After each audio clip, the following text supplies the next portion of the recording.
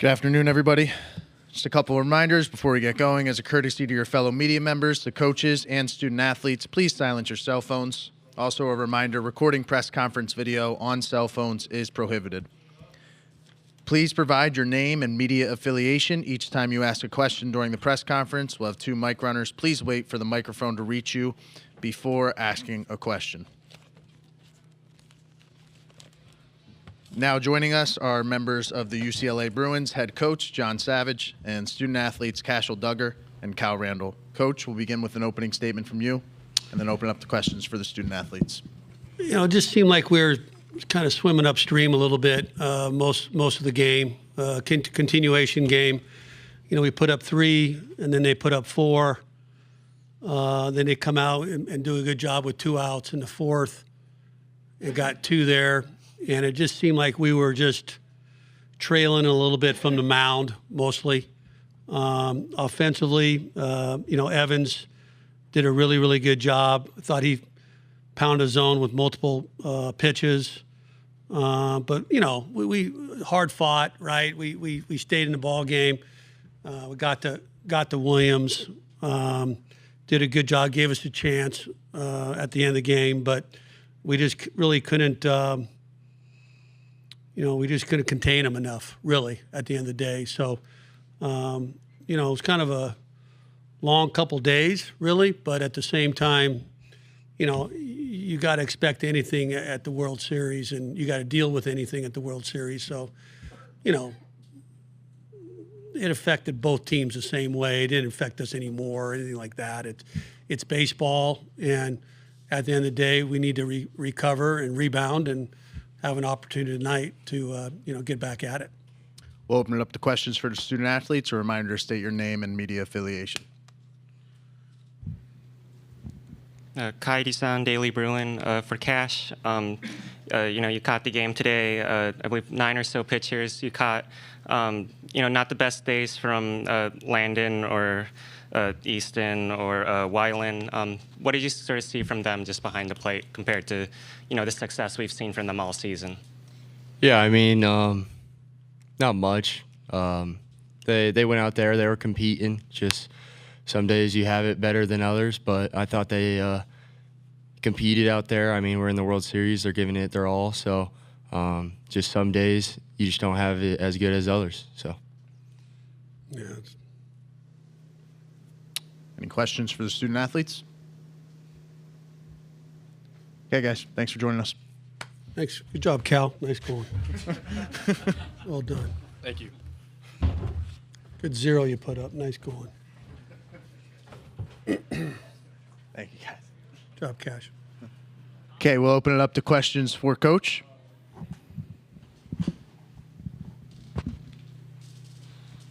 Kendall Roger, D1 Baseball. John, just looking at the middle of LSU's lineup with Mylon Brown and Jared Jones, what is it about them that just makes them just really tough outs in terms of just the approach from a pitching coach standpoint? Yeah, I mean, Malam's advanced strike zone discipline guy, very, very good. Jones, we made several mistakes too. You know, he's got power to the whole field, and we made a really bad mistake last night. It was ball was supposed to be in. It was elevated away. So they're going to hit those sorts of mistakes and do some damage to them. So you got to give them a lot of credit.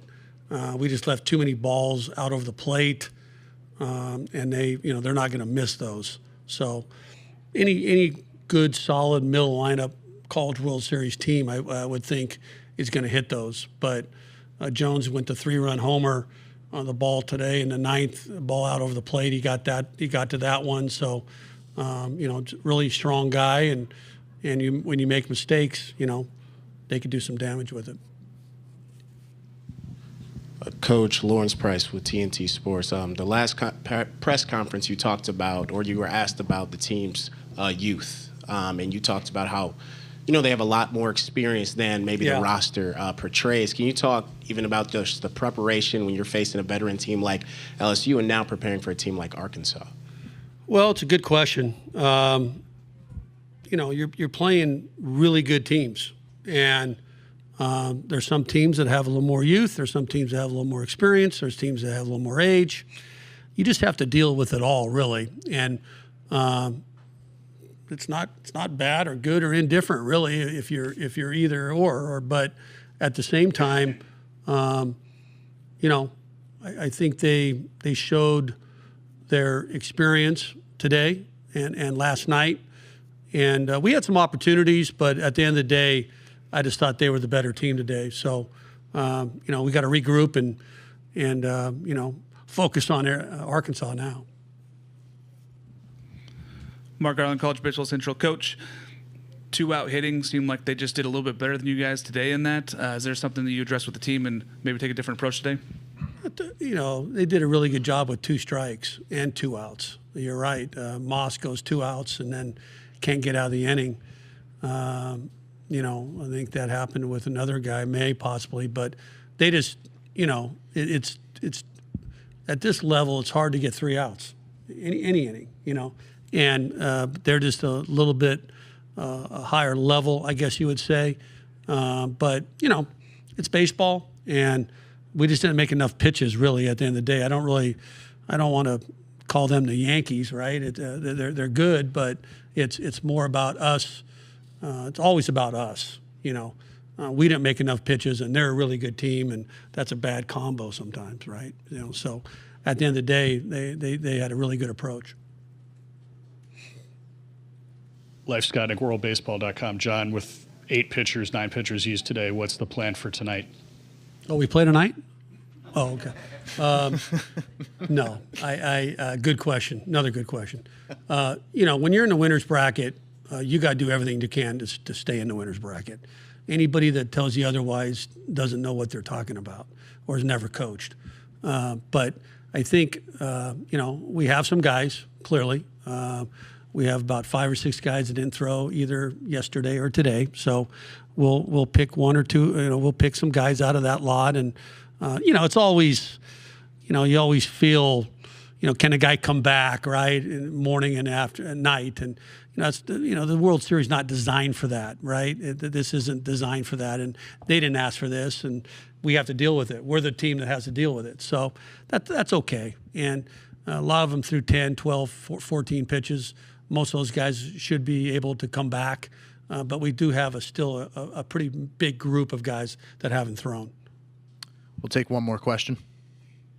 Noah Beanick, 11.7. Coach, I was talking to a staffer of yours, and I was actually kind of surprised when he said that this would be your first doubleheader that you've played all season. I went looking through the schedule, and I think it was right. Playing in the Big Ten, it looked like you dodged quite a bit of weather, which is surprising. So I'm curious of how you plan to handle, a little bit of a delay here between games. Yeah, we haven't played a doubleheader. That is a little surprising in some ways. We don't deal with weather much in LA, obviously, on the West. Certainly in that league you do. We dodged it. You answered the question probably. I may not even have to answer it, but it's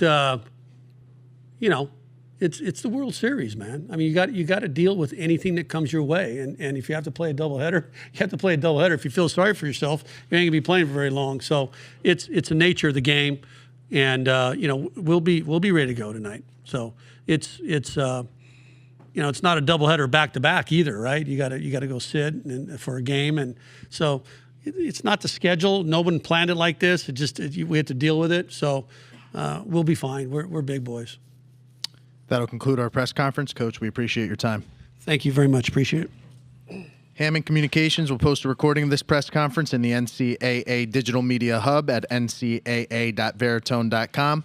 Transcripts are provided by ASAP and will be posted shortly. Thank you for joining us.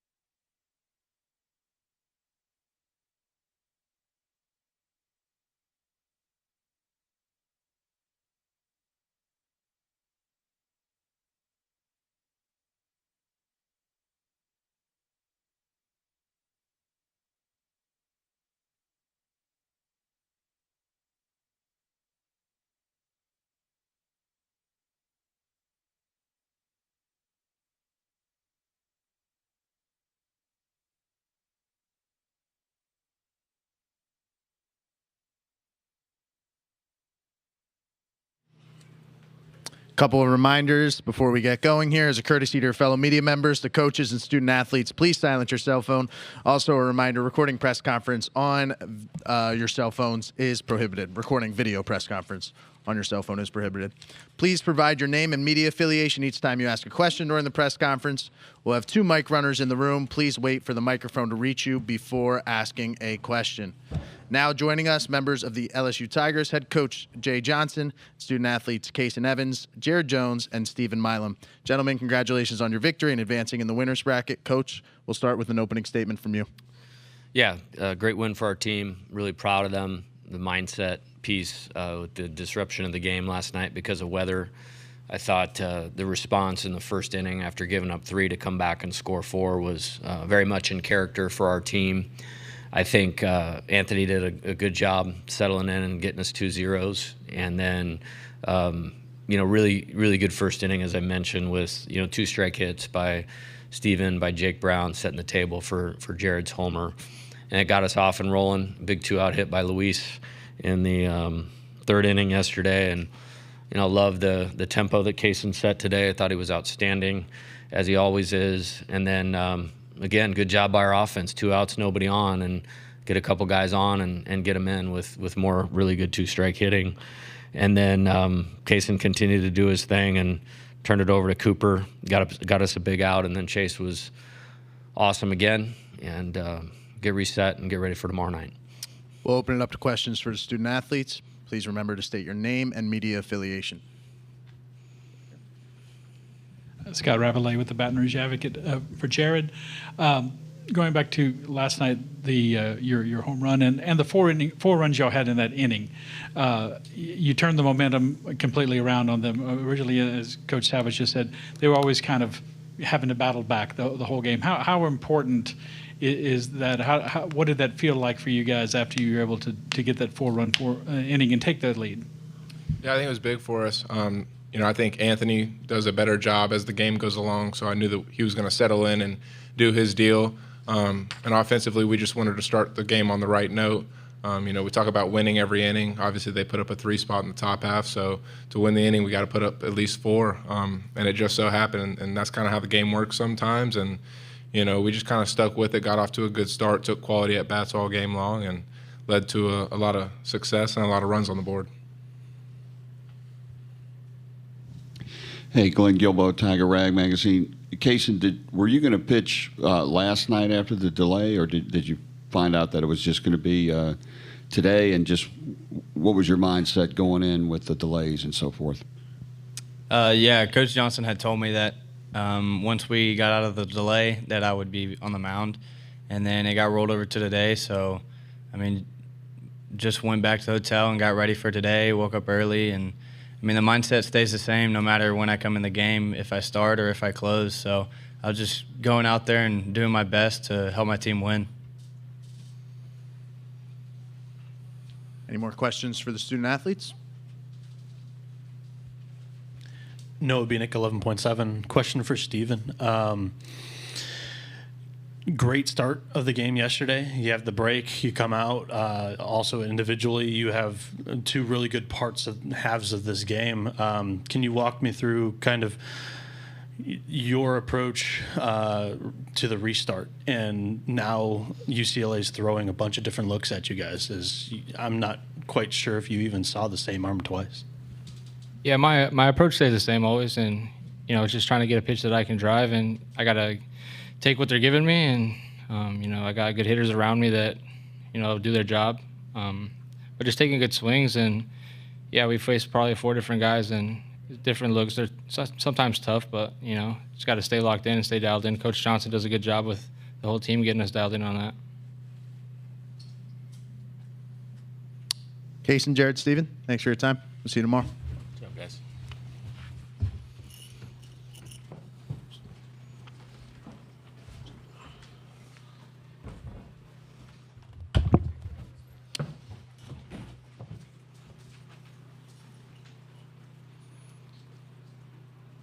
Now we'll open it up to questions for Coach. We'll start right here in the front. Ken Roger, D1 Baseball. Jay, one of the guys we've kind of talked about down the stretch at the end of the regular season was just getting Steven back on track offensively. Obviously, a big day. It seems like he's seeing the ball much better. Is there anything you kind of been working with him on just offensively to kind of get him more in a groove out here? Yeah, he's got a great feel for baseball, and he's usually pretty quick to make adjustments. And I think he's had an outstanding year again. I think, when you play in our league and you face really good pitching, you're going to have that weekend, maybe you go 2 for 11, or those types of things. The defense hasn't wavered. I mean, he's been phenomenal. I think he has 4 errors on the entire season, made some key plays today, including the first ball, as the game got started. As far as the performance in the NCAA tournament, it's just really stacking quality at bats. And when he's focused on that and not trying to do too much, as he said, taking what the pitcher gives him, he's a really good player. And I think it kind of can go unnoticed with our team. It's more than talent. It's really skilled baseball players, and he is at the top of that. And so when you have that kind of skill, you can make adjustments quickly and usually not stay down for long. Scooter Hobbs, Lake Charles, American Press. I'm sure your pitching plan was to get more than 3 innings out of Anthony. Nothing you can do about that. But how do you adjust with that, and where does that leave your pitching, having to use Casey, like you did? Well, I think never to look too far down the road in this tournament. I think you can get yourself in trouble with that. I think if you win the first 2 with only maybe 3 guys unavailable for the next game, you've probably done a pretty good job, and that's probably where we're at. I need to look at it a little closer. Don't have a pitching plan yet for tomorrow because we don't know who we're playing yet, via Arkansas or UCLA. Both are capable of winning that ball game tonight. So we'll stay in tune with that and then adjust. And that's what this tournament is at times. Had delays here, night games that ended up being day games the next day, and I'm just really proud of the way the team handled all of that. Noah Darling, College Baseball Central. Coach, you talked a few days ago about your desire to go through the winner's bracket sometime, and now you're 2-0, so congratulations on that. How do you look in the past and say, we've been in the other position before? How do you prevent that from happening to you? Well, I think that's a great question, and one thing I always tell the players is everything is training for something. And, we are in a similar situation in the regional, and a team played very good, and whoever we're playing next is fighting for their season. And so you have to bring the same type of intensity, to counterbalance, that focus and that motivation of that team. And I thought we did an excellent job of that in the Super Regional last week, and I think we've done an excellent job of it here. I think it's not just winning to us, it's how we win and how we get better at this craft of trying to be one of the elite college baseball teams in the country. And my message to them will just be to use their experience well. Coach, right here, Michael Poggi, KLSU Sports. Most of your hits and runs came off of 2 outs when there are 2 outs still in the inning. Kind of talk about your approach from Fry, Curiel, Jake Brown, just stepping up in the big moment, being patient, and finding the pitch to hit and getting you all going.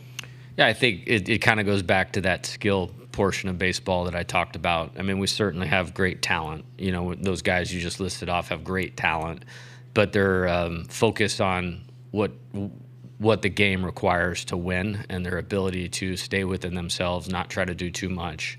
And it's kind of special when you get to this time of year because nobody's thinking about anything but winning. And that's what we want our program to be about, is always placing the needs of the team above your own. Trying to do too much is not a plan. It's immaturity. And those guys have really grown and matured as hitters and players. And, fortunately for us, those guys that you just mentioned, we played them a lot last year. And, they went through some of those growing pains and seeing some of the fruits of that labor now. Jay, obviously, I'm sure you felt Kaysen was a really talented player. You would have recruited him, but you never know how freshmen are going to react in develop. Was there a point in the season when you could have projected ahead and said, if we get in these big situations, I'm going to be able to count on him to do the job? I think it's a valid point because freshmen don't transition to the SEC or the highest level of college baseball like him very often. And so that's a very natural thought. But if you know this dude, it's the least surprising thing of the season, actually. And, you know, I mentioned this the other day. I can't remember when it was. You know, when we recruited him and got him, it was a big deal. Like I said, I canceled a trip to see one of my best friends get married because he was coming on a second visit. That's how important I thought that was at the time. And then, you know, getting him through the draft and just how he talks, how he carries himself. Dad is a high school coach. Mom is a superstar. Brothers are great. And he's got ability. And very rarely, you know, do you get that combination of talent, makeup, character, maturity that's ready for what we have to do. He has it. And so in general, yes, surprising. Knowing Kaysen, not really that surprising.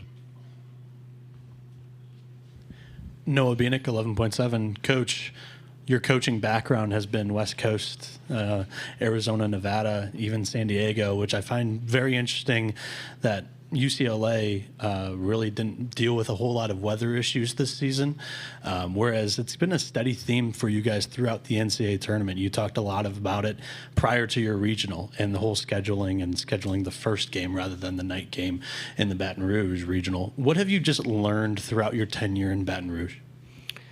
Probably that the best weather for college baseball is in Tucson, Arizona.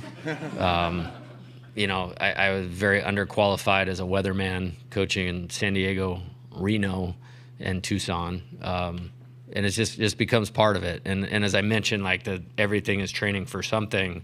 I mean, it wasn't just the regional, super regional. I mean, we played like 4 games at 10 p.m. this year. And we finished a couple at 1:30 in the morning. And I'm the luckiest guy in the world because my fans will stay. Now, we got to work on their alarm clocks because the send-off for the team was a little light this morning at 7:45. But they're night people, and provided we stay on schedule, you know, hopefully we'll have them back out tomorrow. Jacob Runner, Baseball America. You know, with the way that Derek's playing and the contribution you got from Kaysen, what have you seen from this freshman class broadly, and how impressed are you by the talent that exists in this youngest group?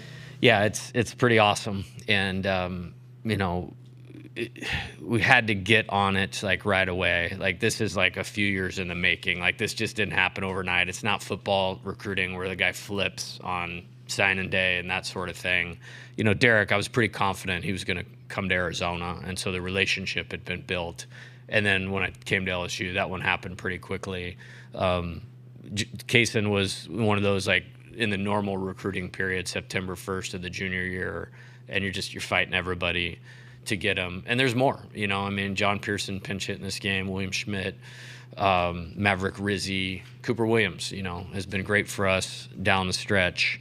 And there's 7 of them that are on this roster. I would bet that's probably the most of any that's in the College World Series. And there's just that talent meets character meets ready for the moment, you know, type group. But it's been like 3 or however long I've been here now. It's my 4th year, like 4 years in the making. From Derek was probably the first one. I mean, we got Cooper last July, you know, because of a coaching change. So I'm very excited to have that as the foundation of going forward. And as you can see, they're ready to help us win here now.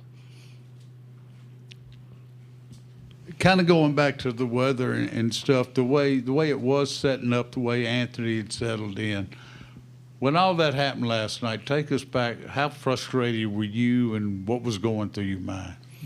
You know, as you get older in coaching, something I try to get better at is not worry about things that I cannot control. You know, whether it's NCAA rules or the weather. If I could have the power to push back a lightning and rainstorm, I probably wouldn't be a college baseball coach.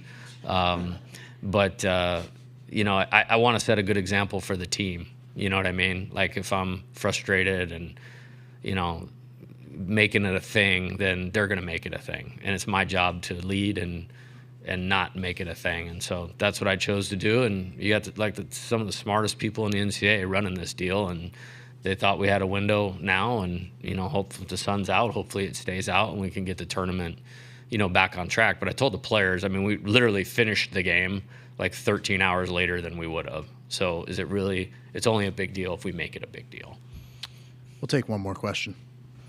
Jay, you've talked in the past about, I don't know if it was Arizona or not, how your season ended in 24 hours. You're going into a situation like that potentially today, I guess.